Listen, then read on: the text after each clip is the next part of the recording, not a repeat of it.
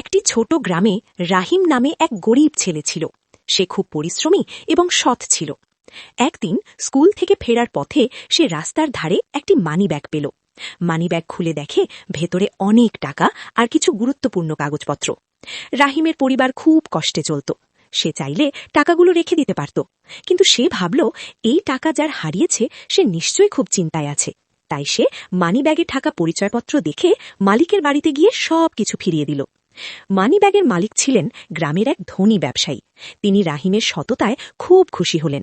তিনি রাহিমকে পুরস্কার দিতে চাইলে রাহিম প্রথমে নিতে চায়নি, কিন্তু ব্যবসায়ী বললেন, এটি তোমার সততার সম্মান। শেষে ব্যবসায়ী রাহিমের পড়াশোনার দায়িত্ব নিলেন। রাহিম মন দিয়ে পড়াশোনা করে একদিন বড় অফিসার হল। নৈতিক শিক্ষা, সততা ও ভালো কাজের ফল একদিন না একদিন অবশ্যই পাওয়া যায়।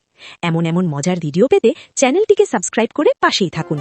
সাবস্ক্রাইব করো, বেল বাটন প্রেস করো। ধন্যবাদ।